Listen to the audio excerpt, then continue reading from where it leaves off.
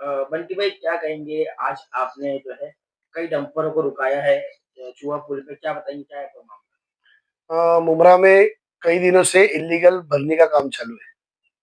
हमको ये पता नहीं कि क्या चल रहा है, लीगल है इलीगल है।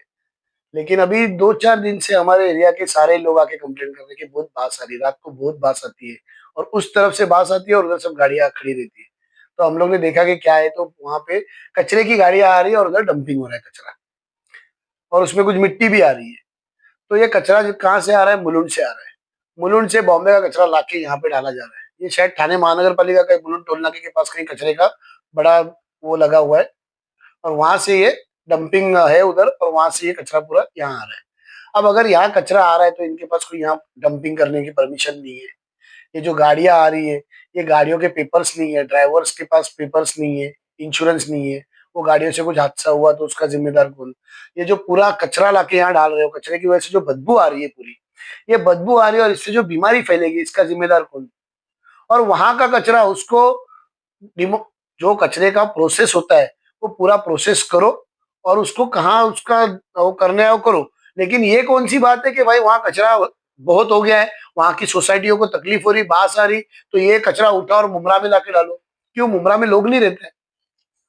जो है आसपास के उसके ब्लू पत्थरा मारा गया है वहां पर अगर अक्सर लोग जाते हैं या पत्रकार जाते हैं वहाँ गुंडागर्दी की जाती है उसके लिए क्या कहेंगे। देखिए, पत्रकार जाते हैं और गुंडागर्दी करते हैं तो पत्रकारों को पता है उनके लिए क्या करना चाहिए। हम लोग गए, हमारे को भी जाने से मना कर दिया। लेकिन हमारे साथ दो पुलिस वाले थे, हमने गाड़ियां रोकी थी तो पुलिस वाले थे हमारे साथ में। गेट खोला गया, हम लोग अंदर जाके आए।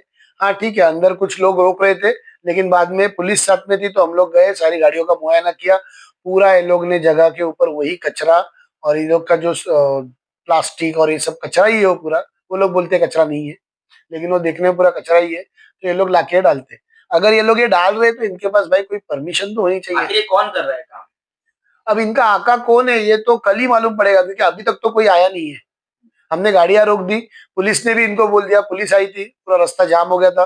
पुलिस ने इनको बोल दिया कि जब तक ये गाड़ियों के पेपर्स वगैरह आप लाते नहीं हो, ये भरनी या कचरा डालने की डंपिंग की परमिशन आप लाते नहीं हो, तब तक ये गाड़ियां यहाँ से हिलेंगी नहीं। यानी आपका कहना है ये मुलुंड मुलुंड से मुमरा में कचरा डाला जा रहा है। मुलुंड से कचरा ला रहे, क्योंकि ड्राइवरों ने बताया, जो जो ड्राइवर को पूछा कि भाई ये तूने क्या लाया, तो बोलता मैंने कचरा लाया। कहाँ से लाया? तो मुलुंड से लाया, टोल नाके के बाजू से। तो मुलुंड से कचरा उठा के ये लोग यहाँ फेंक रहे हैं। कितनी गाड़ी को आज आपने पकड़ा।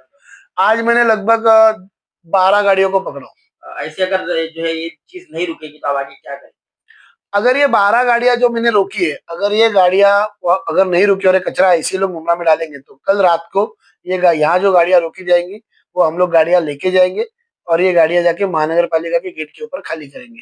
क्योंकि अगर कहीं जगह नहीं है महानगर पालिका के पास, तो इसका ये मतलब नहीं है कि मुमरा के सर पे लाके कचरा डालो। वो कचरे की इतनी बास आती है, लोग खाना नहीं खा सकते। लोग बाहर निकले रास्ते से। जब कचरा जो है जलाया भी जाता है वो जगह पे उसका धुआं रहता है वो काफी उम्र में फैलता है उसको वही बोल रहा हूँ, वो जो धुआं आ रहा है उसके ऊपर जो बास आ रही है उसकी वजह से बीमारी फैलेगी, क्योंकि ये प्लास्टिक जलने के बाद में कैंसर होता है। अगर आप डॉक्टर्स को अगर आप पूछेंगे तो डॉक्टर बोलते हैं प्लास्टिक जलता है तो उसका धुआं अपनी नाक में डायरेक्ट नहीं आना चाहिए। तो ये पूरा धुआं पूरे एरिया में जा रहा है। अब यहाँ तो बड़े बड़े नेता है, लेकिन किसी को ये दिखता नहीं है रात का धुआं और कचरे की बास।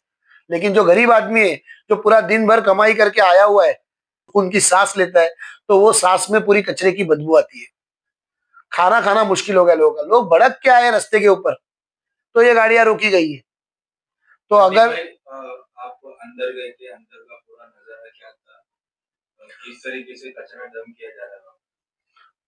कचरा तो इस तरीके से डंप कर रहे हैं, ऐसा लग रहा है कि कोई बहुत बड़ा कोई रैकेट चल रहा है, जिसका बाहर एक बड़ा गेट है।